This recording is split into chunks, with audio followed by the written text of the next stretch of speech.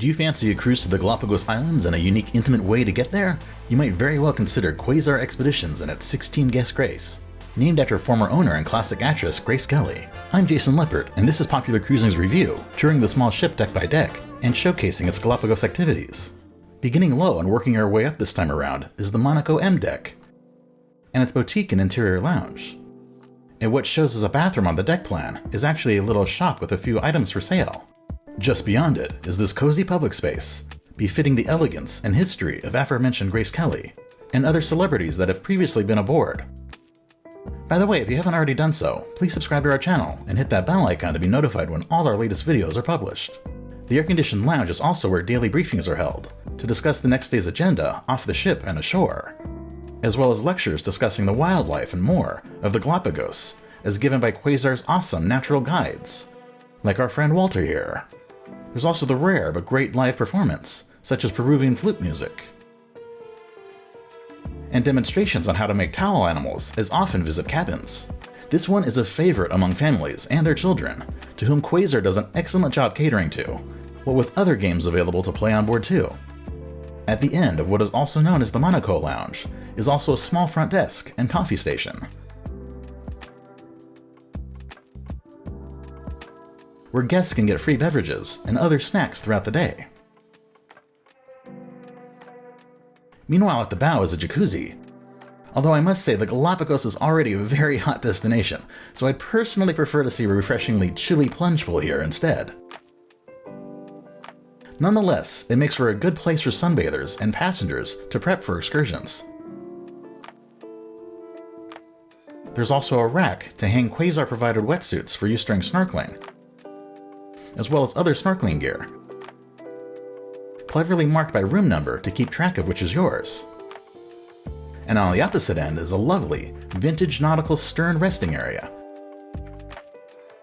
In fact, this is one spot where several famous visitors have been pictured over the years.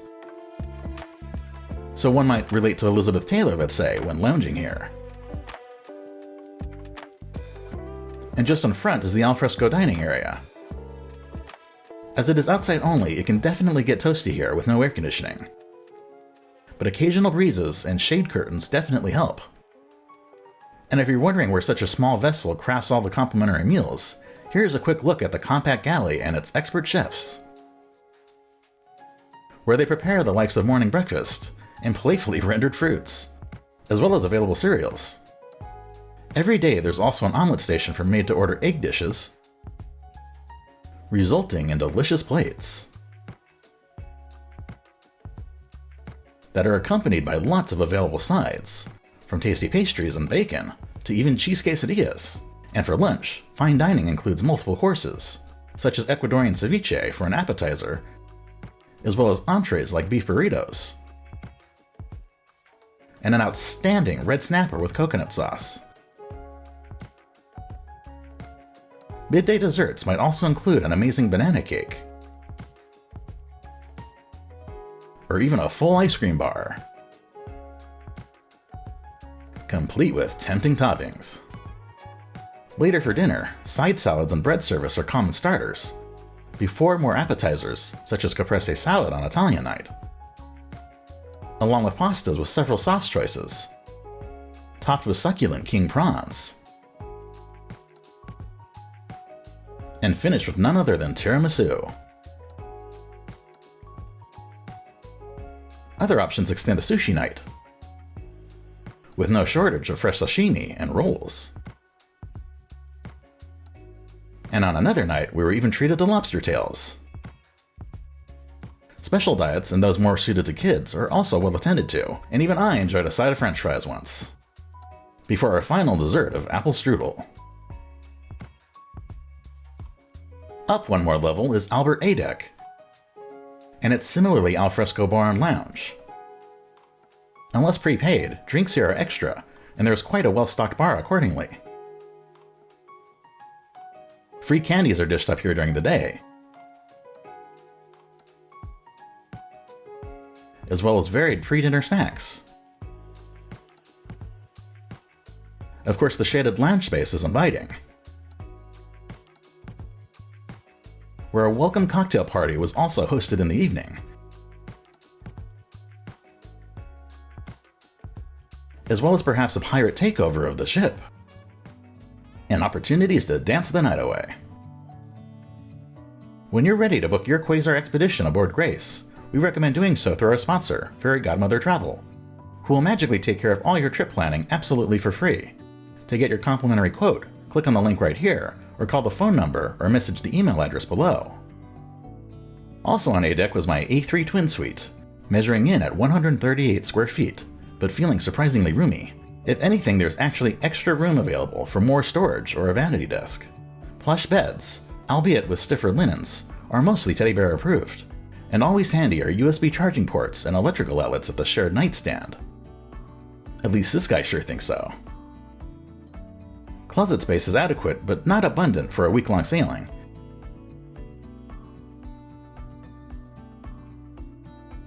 And additional shelves and a safe round out the storage. Air conditioning is thankfully quite cool in private accommodations, but note the blower fan is very loud, making it good though for those who appreciate white noise to sleep by. And furthermore, at the foot of one of the beds is another set of US or European plugs. The bathroom again is rather spacious, but the corner shower is a bit smaller than desired, and it only comes with shower gel, with no soak ledge for those who might bring their own bars.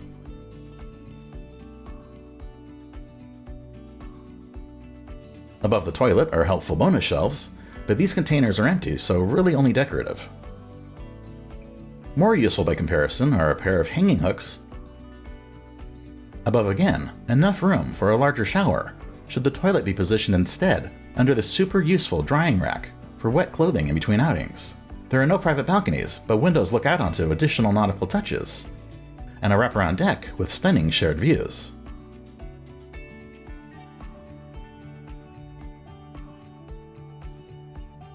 Finishing up on this deck is lastly the navigation bridge, which is open to visit.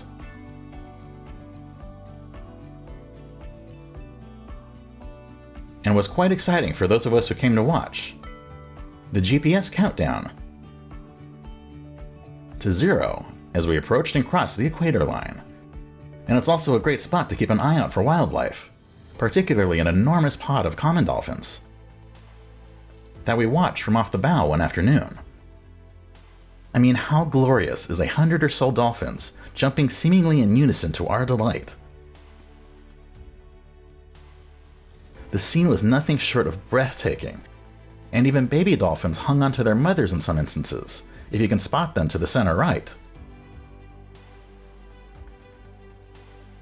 Just wow! The final level on board is the Sun S-Deck, with access to the Sun Lounge below the navigation equipment and communication satellite. It was often too hot to really take advantage of this during the day, but the venue sure made for a great place to stargaze at night. There are also a vast amount of included expeditions, a great value, but actually an overwhelming number of upwards of 4 each day for cruise travelers used to only 1, maybe 2 within a 24-hour period. But of course you can always pick and choose which to participate in. After arriving at the Baltra Island airport, we first made it to Darwin Bay on Genovesa Island, where we first snorkeled with, yep, hammerhead sharks. My video file from the day was sadly corrupted, but our wonderful guide Walter shared his footage of the crazy moment. The next day we arrived at James Bay on Santiago Island, where the abandoned ruins of a 1940s salt mine operation mysteriously remain. Taking the Pongas, the local term for Zodiac-style rigid inflatable boats, off the ship, we arrived shoreside, where interesting traces of said industries still litter the beach some. But naturally, we were there mostly to visit this part of the Galapagos National Park, where there are signs of death off and on, as a reminder of fragility, but also plenty of life, like this colorful land iguana, taking a rest below local cacti. The volcanic formations here are just stunning as we reach the opposite coastline, to discover these very active sea lions in a rugged tide pool. How fun is it to watch these fellas hop around now?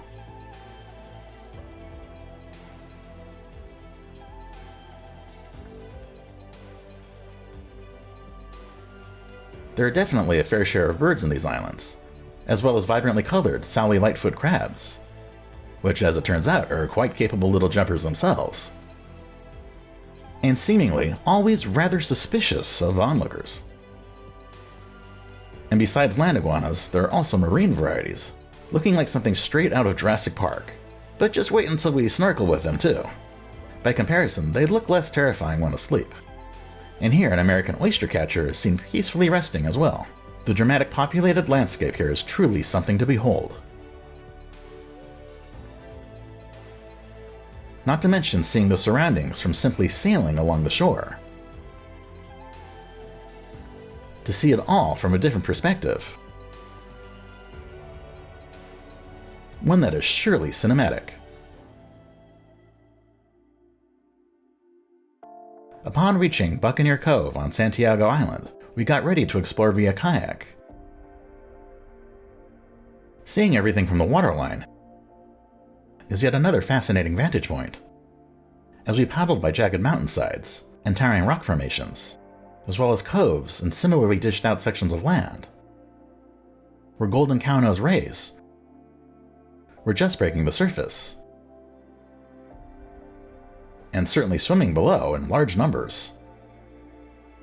The landscape impressed around every turn as the sea crashed against the shore, and even more unusual formations came into view, all during a stunning sunset. When the kayakers got a bit of a horsepower boost, it was all just so otherworldly, and yet familiar at the same time. The next day, we arrived at Punta Vicente Roca, back on Isabela Island, where we got our first glimpse of the destination's plentiful sea turtles, just at the glistening surface. And again, the volcanic geology was incredible, from which we saw many famed blue-footed boobies preening along the cliff faces, and even flightless cormorants intensely feeding each other. And around this corner was our first look at the Galapagos penguin, fascinating to see and compared to the related ones I recently saw in Antarctica. Later in the day at Tagus Cove, we saw even more penguin friends on the water, against the backdrop of another beautiful Galapagos sunset, where they hung out with iguanas and crabs, as well as more seabirds, as they themselves playfully hopped along. I call this one, I'm the Captain Now. And while these two thought they had this cave all to themselves, it turns out the sneezy sea lion was there to crash the party, before heading back into the water, that is. Returning towards the ship, even more blue-footed boobies dotted the shore.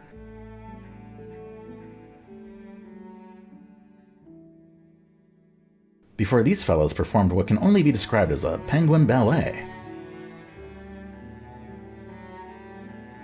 Aren't they just so lovely? And after such exertions, it was time to cool off in the water again.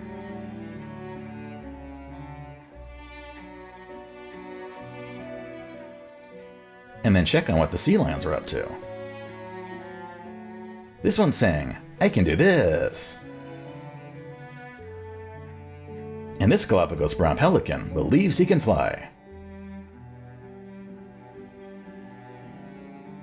And it turns out he's right.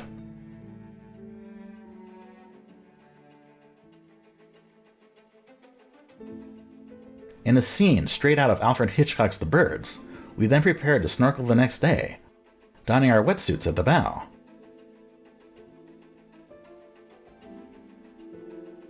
And then motoring off to our dive site.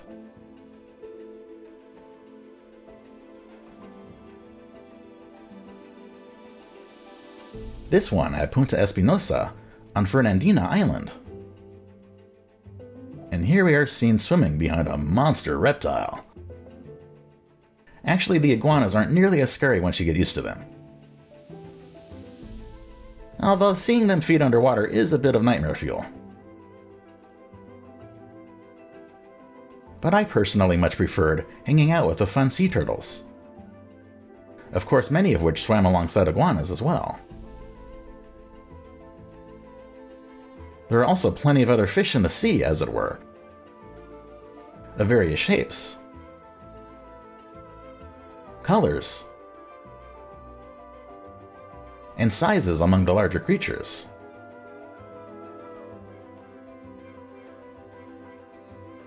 This iguana was even ready for its close-up, as were the turtles, which I could not get enough of. And it was pretty cool to see them surface for a breath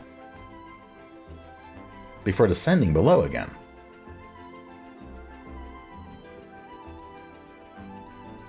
That afternoon, we disembarked Grace to land at Urbina Bay on Isabella, where after another adventurous panga ride,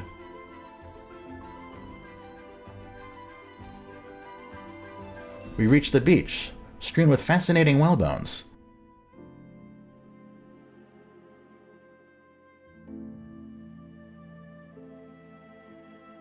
And then headed into the foliage of the island.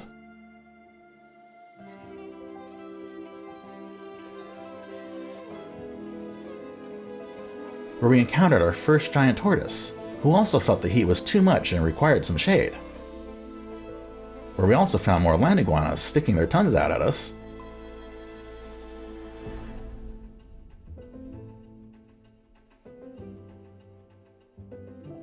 The flora here really is quite dense.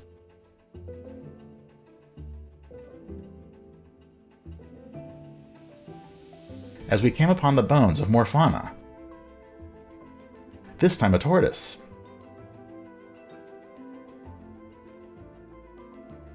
At a brief clearing before heading back into the jungle, where these iguanas were having a staring contest over a territorial dispute, when this tortoise decided to chime in. The ET-looking fella decided to cross paths with said iguanas. Sped up because, tortoises are slow.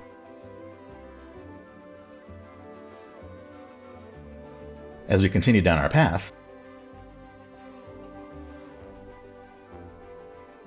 that was soon blockaded by another tortoise, who was enjoying a snack. Since we were in no rush to get back, we watched the whole scene play out as our new friend proceeded to pass immediately in front of us, only to have another encounter. But tortoise number 2 was not interested in the conflict this time around. Meanwhile, we got up close and personal with another land iguana, as our other great naturalist guide, Lola, got on the ground to take pictures with several guest cameras, all before returning to the dark beach.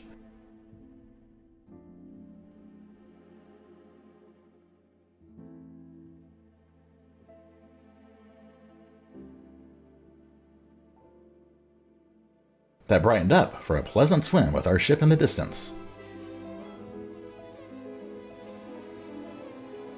As our week drew to a close, we finished up at Bahia Elizabeth, also on Isabella, to check out some of the smaller islands and their inhabitants. Tons of birds again to send us off, while a sea lion took a little bath. As we checked in on some more boobies and penguins, prior to heading into the area's beautiful mangroves. Perhaps the single most hilarious animal display was this sea lion perched on a limb, and taking a much needed nap, it would seem. Turtles again coasted alongside us, while schools of fishes swam below, where even more rays stopped by to say hello, as well as even more penguins, taking shelter in the branches beyond. It was yet another wonderful wildlife sighting here in the Galapagos. But we had one last snorkel in us to hang out with our turtle companions at Punta Moreno on Isabella. And this time they showed up in greater numbers to see us off. There's really no growing tired of these spectacular creatures, who remarkably are not the least bit bothered by our presence either. Soon it was time to hoist the Pangas back on board and set sail towards our disembarkation, as final volcanic views dominated the horizon. But before we go, it's time to evaluate the experience with our concluding pros and cons. The few things we disliked as pains in the aft, perhaps feeling a bit like this guy, were the several stateroom details that struck us as subpar. The fact that the only restaurant on board was al fresco without air conditioning, and the potentially overwhelming number of excursions. But what we liked, and can take a bow, are the otherwise excellent shoreside activities, great fine dining and attentive service from the friendly staff, and the unique history and elegant design of the Grace herself. Thanks so much for watching. If you would, as it really does help support us, please like this video with a thumbs up and subscribe to our channel, while hitting that bell icon to be notified of new videos. Watch our other ones and visit popularcruising.com.